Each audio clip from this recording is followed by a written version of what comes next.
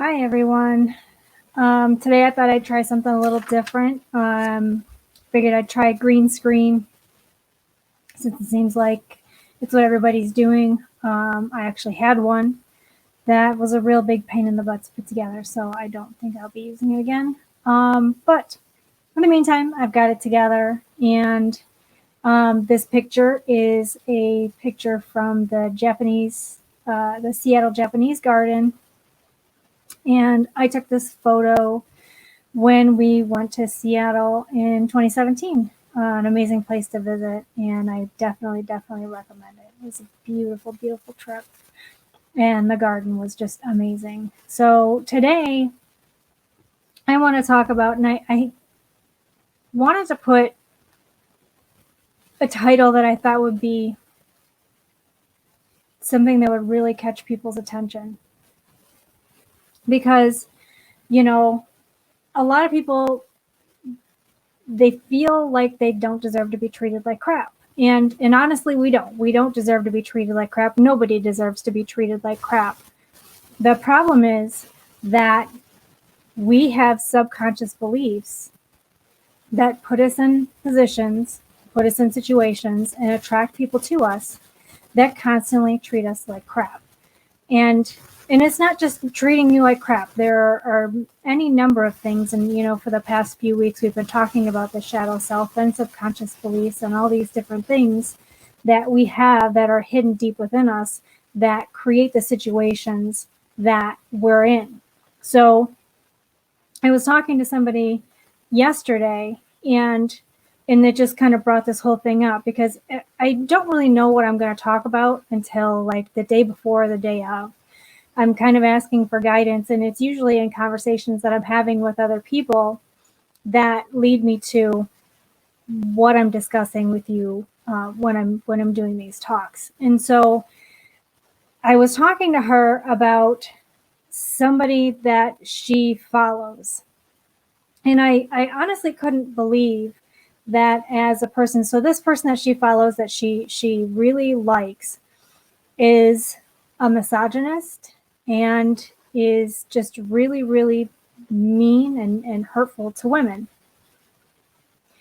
And as a woman, I detest that. I think it's deplorable that, number one, somebody would do those kinds of things, act that way, talk that way, and number two, that people would support this person.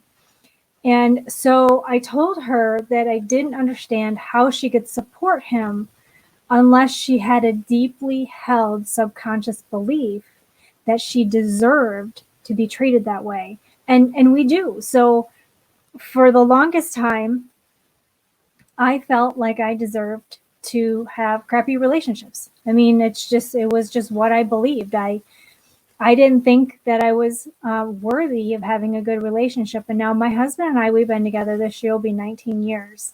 9 years married, and then 19 years together. And it wasn't even until a couple of years ago that I truly, honestly believed that I was worthy of him as a husband. I had a subconscious fear that one day he was going to wake up and realize that he'd made a huge mistake. And because I had that subconscious fear that he was going to realize he made a mistake, that I would just like do little things to poke him. I was nagging him, and a lot of my friends will know that. They'll probably recognize that I've done this, but I criticize him in public, and it's not nice. It's not nice. It's not a very Zen thing to do. It's definitely not a Buddha-like thing to do. And I realized that my doing that was a subconscious drive to kind of push him into defensive mode and to make him, basically drive him away. And when we first started seeing each other, the type of relationship that we had wasn't something that it was completely foreign to me. Somebody who was nice and who was kind and who was generous to me was something that was completely foreign, because most people in the relationships that I'd been in, they just wanted to use me and abuse me and throw me away. And I wasn't used to somebody who really, truly, genuinely wanted to get to know me.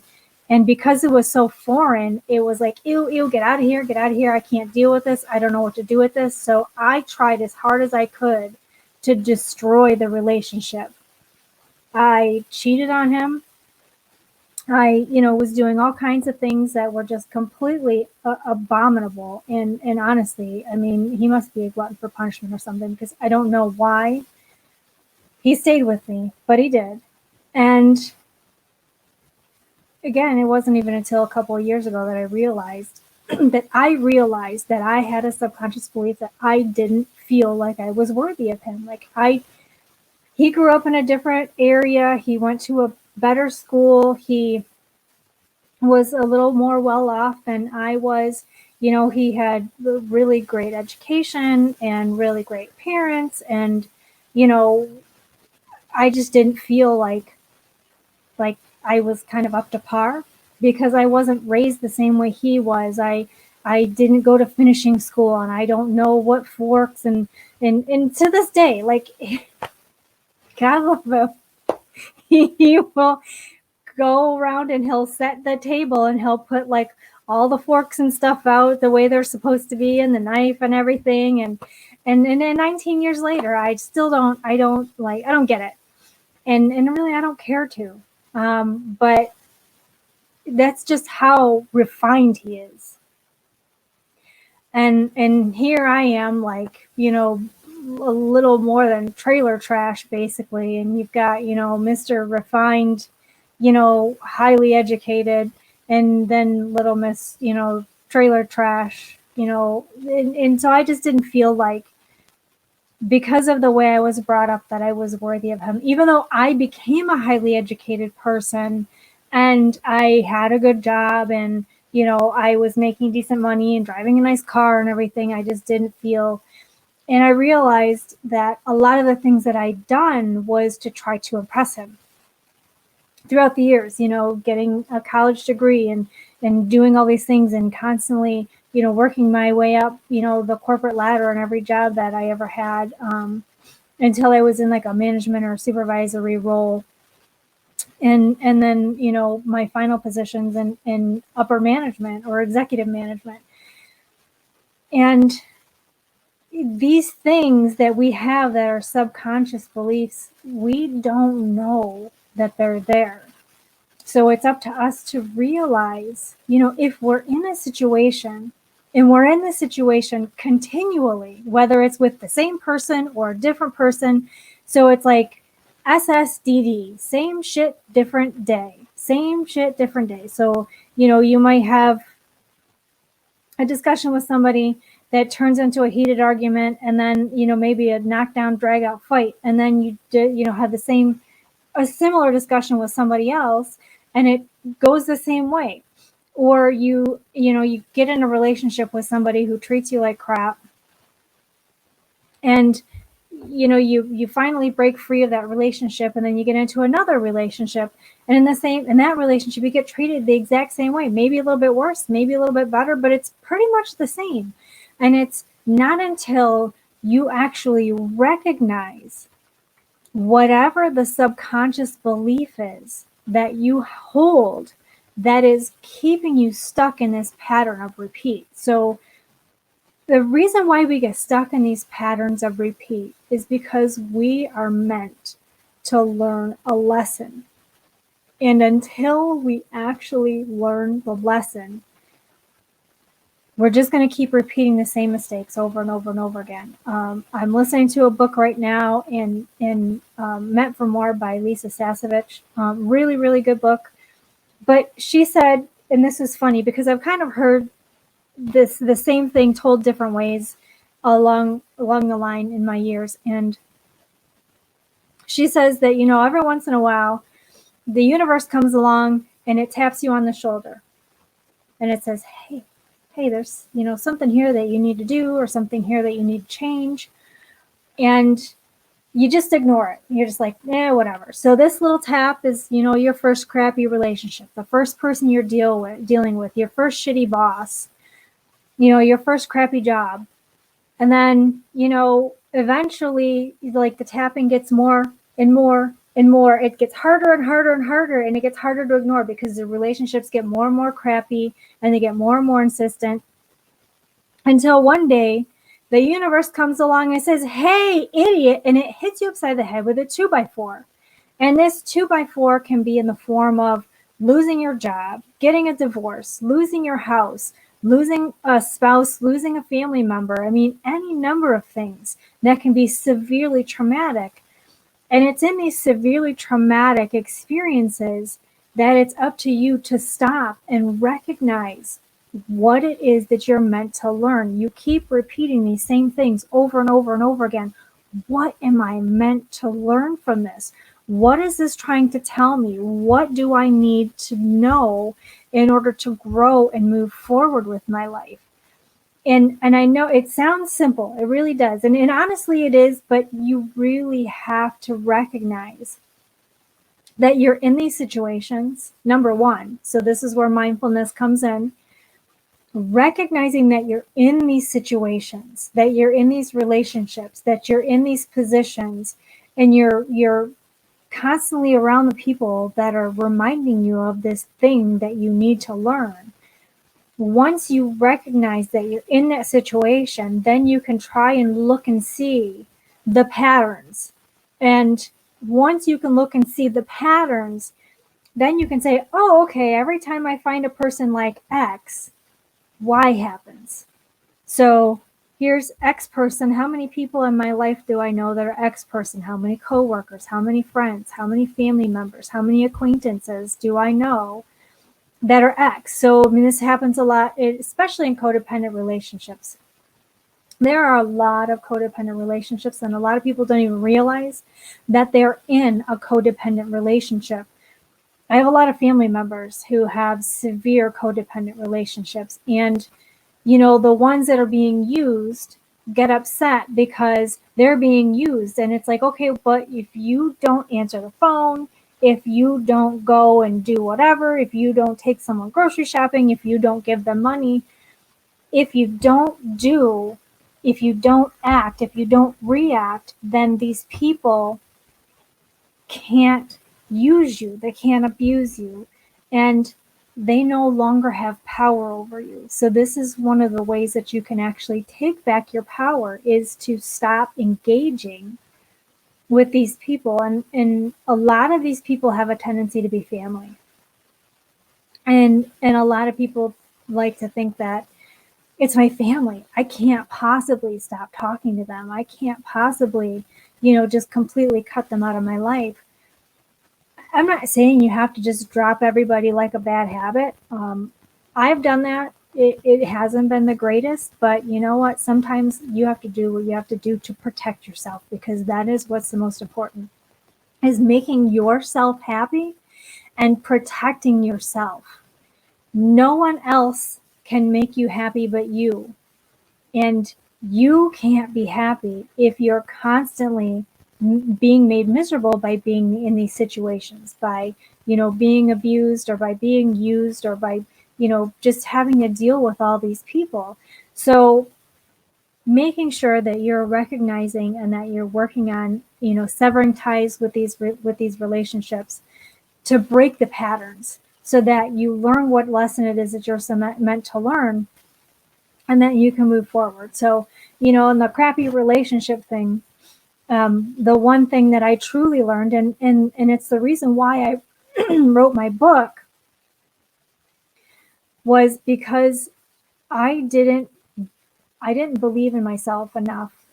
I didn't trust that I was good enough.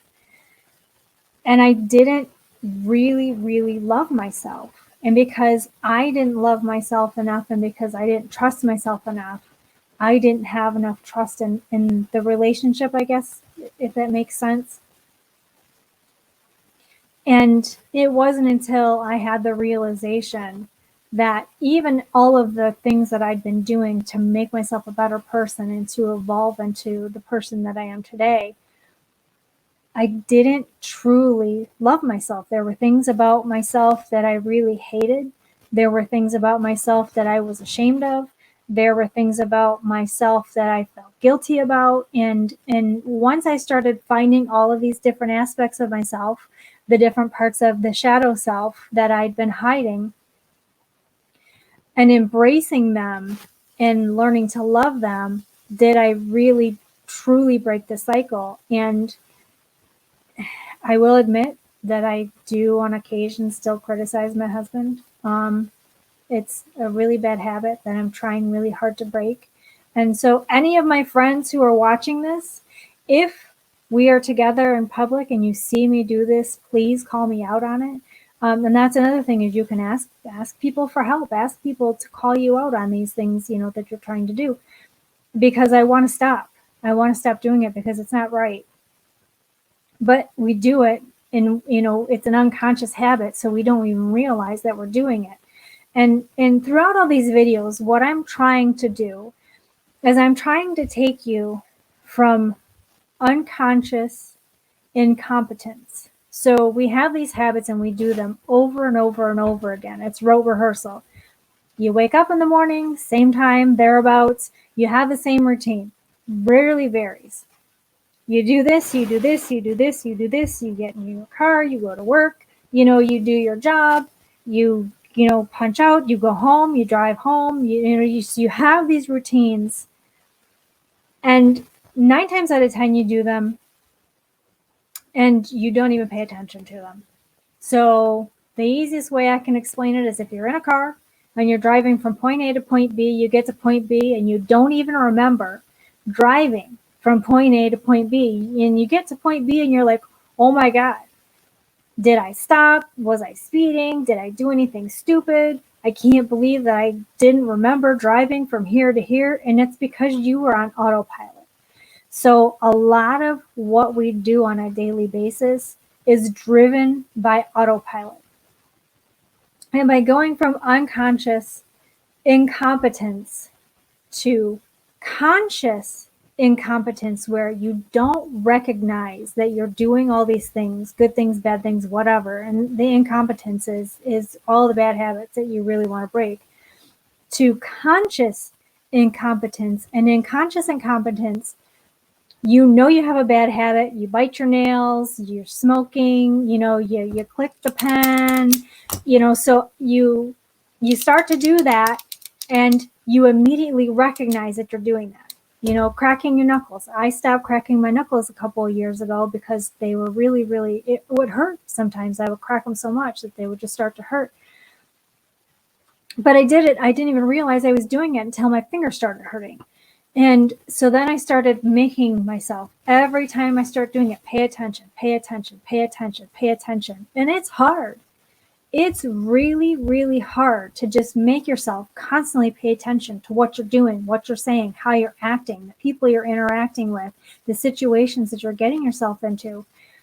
But once you make it a habit of paying attention, then you can start moving from conscious incompetence into conscious competence. So, okay, you're recognizing that you're clicking the pen, and then every time you go to grab the pen, to click the pen, you pick it up and you say, no, I'm going to put it down. So now you've gone from conscious incompetence to conscious competence. So you're paying attention and you're stopping it before it happens. Then you move, by doing this a number of times, they say, what is it, 21 to 28 days to build a new habit. So you go from unconscious incompetence to unconscious competence to conscious competence to unconscious competence, where you don't even have to think about it, just becomes a new habit. So you're trying to change what time you wake up in the morning. You're trying to change the different people you want to hang out with. You're trying to change the way you talk to somebody, the way you interact with somebody, the way you interact with people, in your relationships. So paying attention is key in all of this. And that is where mindfulness plays the biggest role, because mindfulness keeps you present. It keeps you here. It helps you to recognize these things you're doing when you're doing them. Sometimes things slip past, but now I was just talking to my husband about this probably 2 days ago, about the fact that I still on occasion criticize him. I don't that often, but I know that I do, and I know that it's not right. But I have made a decision that when it happens, I want to, number one, be called out, and I want him to let me know that, that is uncalled for or not right. And I also recognize that when I'm by stating that this is what I'm going to pay attention to, now my brain is going to be looking for every time I do this. So I'm telling myself I want to move from unconscious incompetence to unconscious competence. So I don't want to do it automatically anymore. I want you to let me know when I'm doing it so that I can try and stop it. So that I'm going to try and kind of break the cycle. So that's kind of how you go away from, being treated like crap all the time. You're treated like crap all the time because you allow it.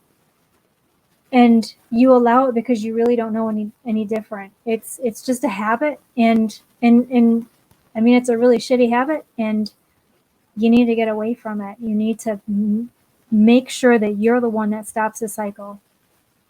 And again, I've stated before, you guys have every right to tell anybody that is treating you like crap that their behavior is uncalled for, that you don't appreciate it, and that you are no longer going to tolerate it, because you have the right to choose. You have the power to choose.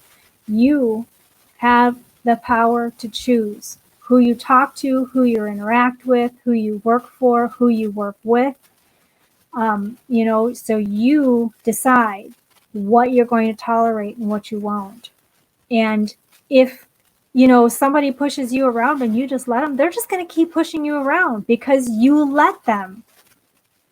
I've dealt with a number of bullies in my day, and every time they come and get in my face, I push back, and I push back hard because I let them know, like, I spent many years as a doormat, and I will not tolerate that kind of treatment anymore. I won't. I just won't. I have too much self-respect and too much dignity to deal with that anymore. So, you have the power to choose. You have the right to say what is and is not right for you. And if somebody doesn't respect your boundaries, then it's up to you to decide, okay, am I going to set this boundary and keep this boundary? And if they keep crossing it, stop talking to them? Or am I going to set this boundary, and then every time they cross the boundary, just let them get away with it? I mean, that's up to you. But by letting people get away with it, so if you say, I am not going to tolerate this behavior anymore, and they keep doing it, and you just let it go, then you're just asking for it. So you really can't get angry and upset because somebody isn't doing what you told them you wanted, and you didn't hold them to it.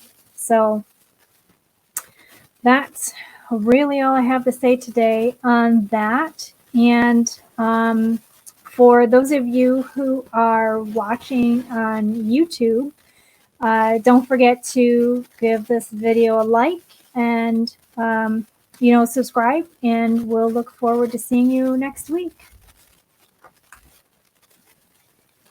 Until then, everyone, stay safe, stay healthy, and stay positive.